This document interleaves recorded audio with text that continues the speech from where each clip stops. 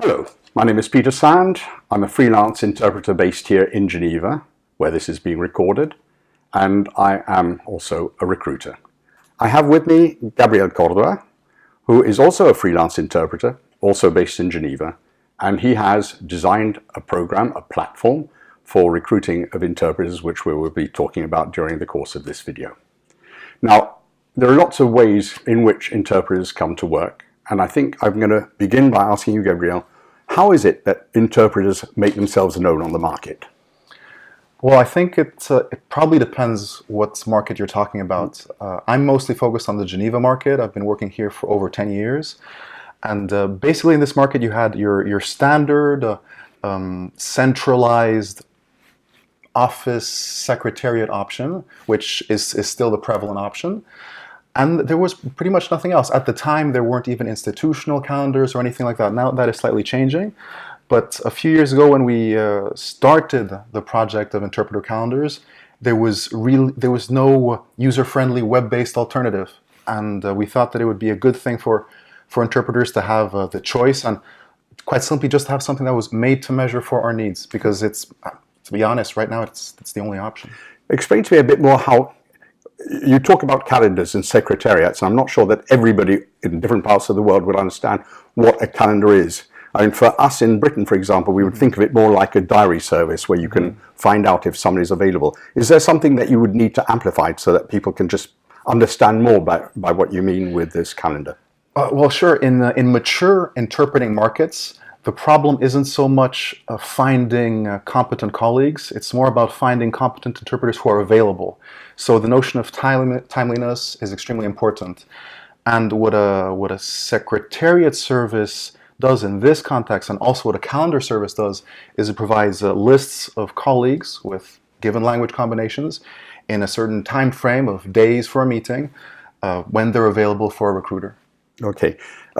Does this calendar service operate on the basis of I'm going to promote this person or this group of people over other people, or is it completely randomized? That is, you just get a list of people, unless I presume you ask for them by name. Well, you can carry out searches in different ways. You can, if you want Peter Sand, you can look him up by name, but normally you would just look up somebody by language combination. And then the order in which they appear is actually the order in which they last updated their calendar. This is a way of rewarding colleagues who go to the site often enough to keep their information up to date. But otherwise, it's completely random. It's not alphabetical or any other criteria. In fact, that's a very good way of incentivizing people to do that. Definitely. And yeah. I presume also that people want a calendar because not everybody is always available to answer a phone or to answer emails. Is that one of the things that motivates you to try and develop this kind of service? Well, that's the thing, Peter. We live in an online age. Everything is a click away. Everything is available 24/7. And we thought, well, why shouldn't interpreters have their own bespoke service, which nowadays can be offered at a really affordable price? And that's pretty much what we were after. Yes, something that would be available around the clock and that would be user-friendly for us.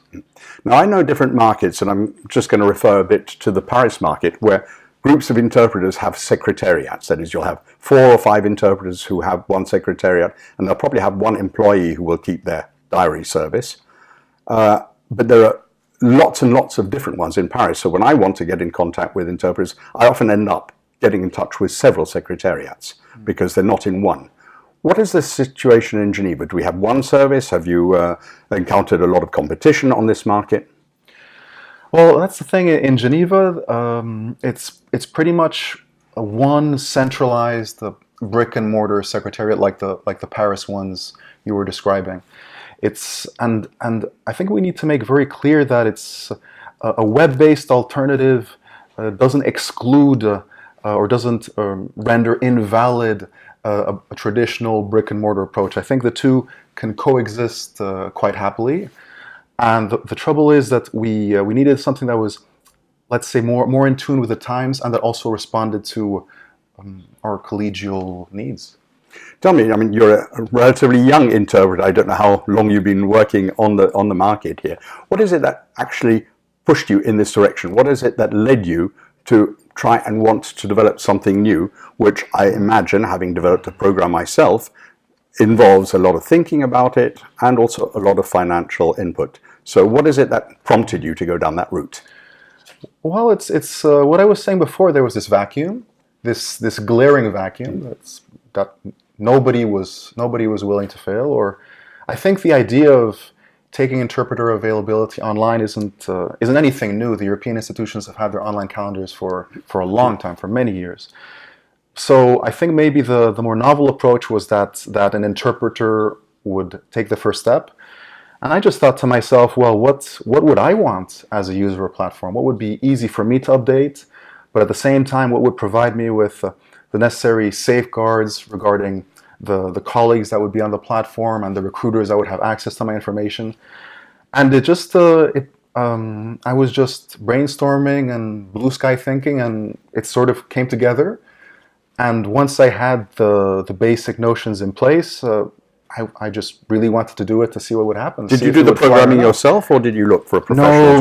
No. I've got my hands very full with interpreting. I wouldn't want to program it myself. No, I outsourced it to a Swiss software company. Okay. Now, you're talking about institutional calendars, and we all know that the European Commission, the Parliament have their own calendars, and anybody who's accredited and who wants to get work has an access to it. What about your calendar system? Can anybody sign up? Is there a vetting procedure, or is it open to all? It's a very good question, Peter. That's when we thought about the entry criteria, we had to tread very carefully, because in the Geneva market, not all booths have access to institutional testing.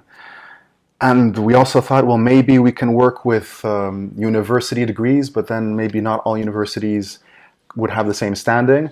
So the conclusion we came to was to just go to contracts. So basically, when you want to sign up as an interpreter, you need to produce one bona fide contract.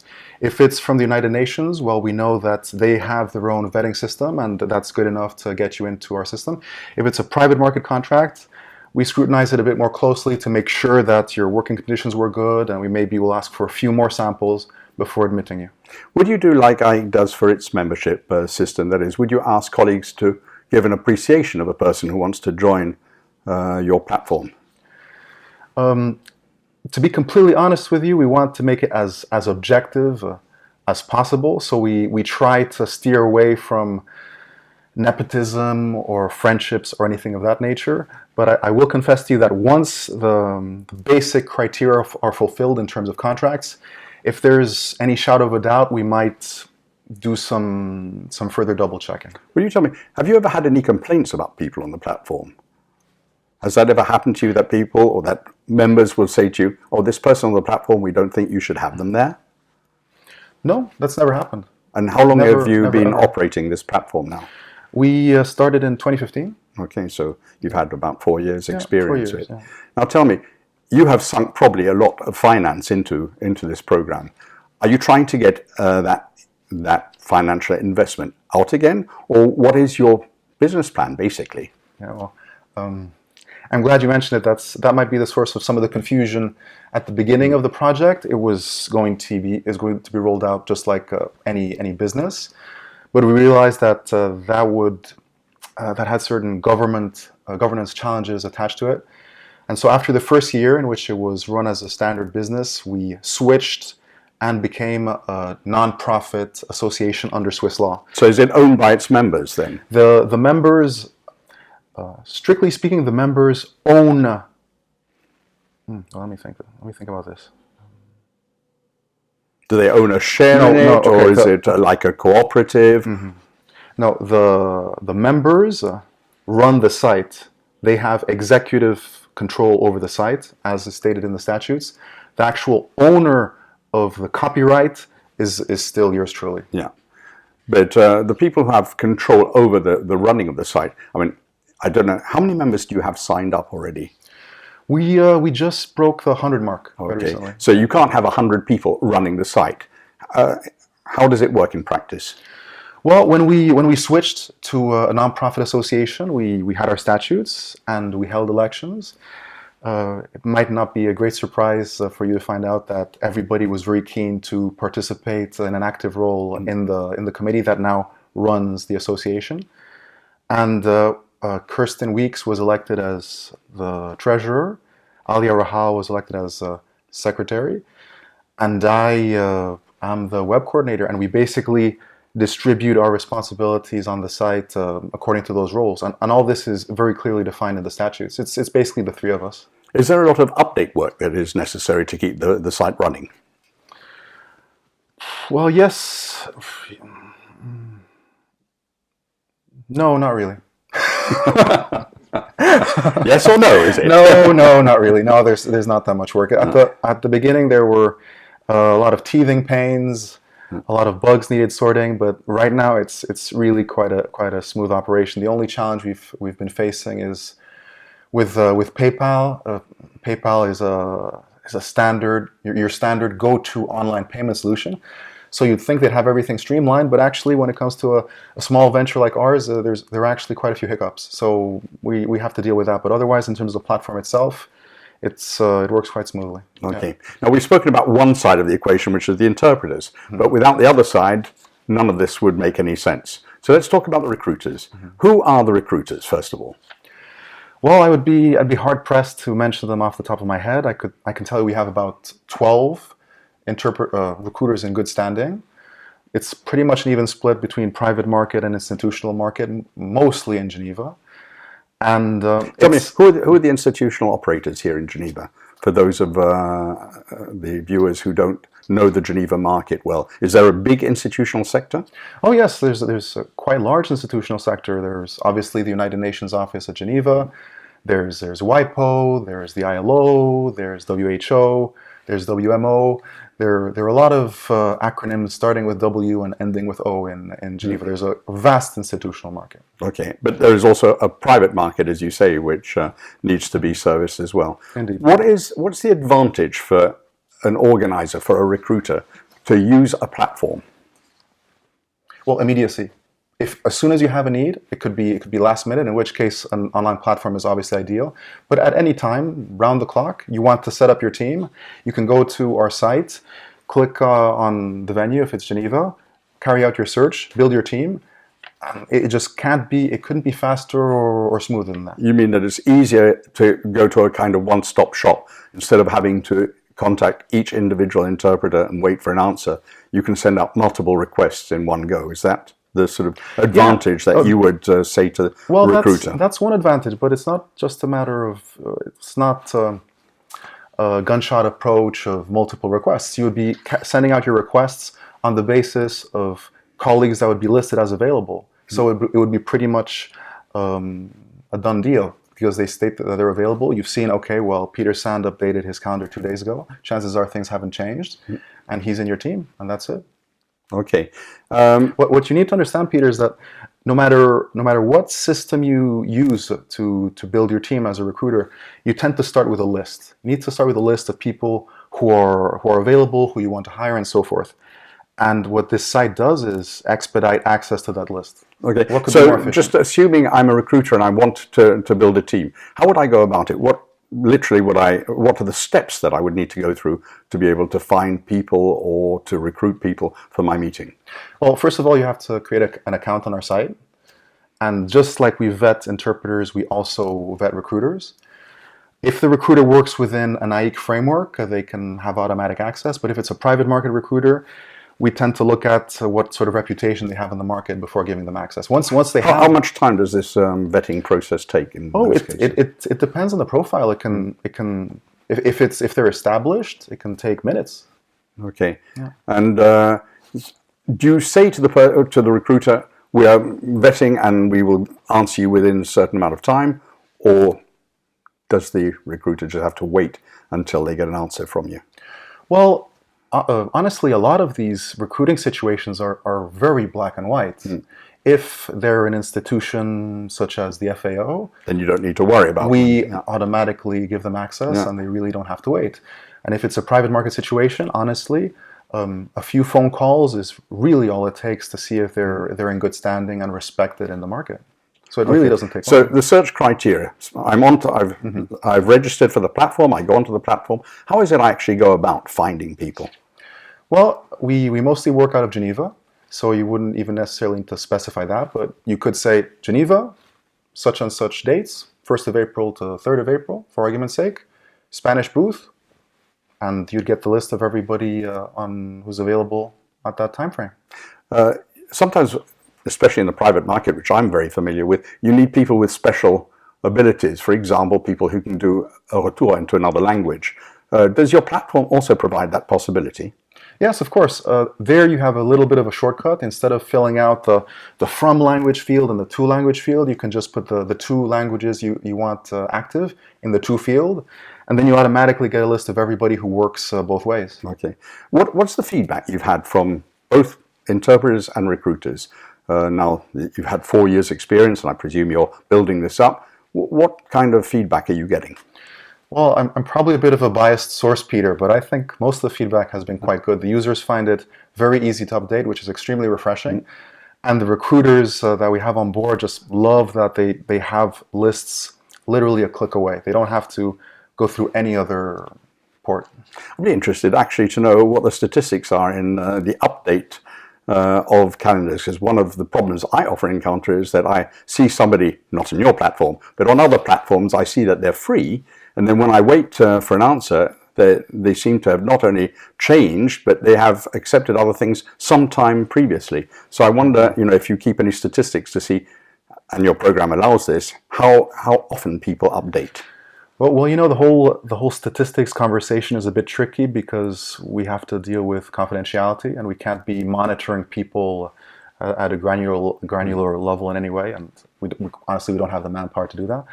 But the site actually states black and white underneath every name when was the last time they updated. So it's impossible for them to say that their calendar is up to date if it says not been updated in 6 months. Does the recruiter see when the last update Yes, most definitely. So they're ordered in order of recency or by recency, and then you have the update information right there. Okay. So that's definitely a big incentive, because that was one of the challenges in the first version of the calendar. People appeared by order of availability, and that didn't incentivize them to update when they were no longer available, because they thought I'm going to be contacted anyway. So that's when we came up with this other system. What about getting feedback from interpreters? Do you get sort of a wish list of what people would like to see the program being able to do, or are people just happy to have a basic program as it exists today? No, we do get comments here and there. Just to go quickly back to the issue of confidentiality, because this is important to answer your question, the platform has 3 levels. So there's the first level, which is accessible to the public. You don't have to open an account to make certain basic searches. Then the second tier is, if you're an interpreter, you can carry out a few more searches than you would at a public level. And then there's a recruiter tier where you get as much access as you can get, which still doesn't let recruiters see all that you work or for whom you work or anything like that.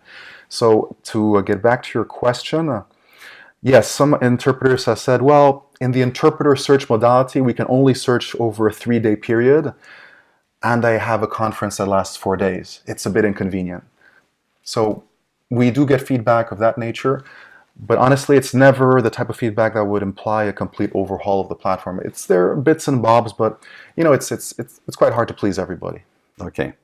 How do you see it developing from here? I mean, you've got 100 members now. I presume you would like to expand that. And perhaps the second part of the question, up till now we've been speaking about Geneva, and you briefly mentioned that there may be other parts of Switzerland that may be involved in also participating in your platform. You think of putting it onto a wider stage?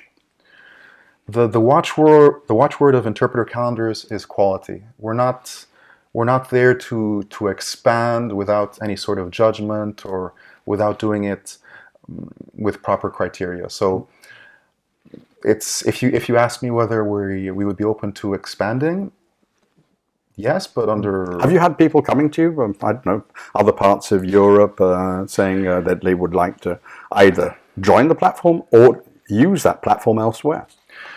Actually, yes. But the thing is, a lot of times these tend to be isolated freelance interpreters that say, oh, I live in Berlin, for example. It would be useful to have such a platform.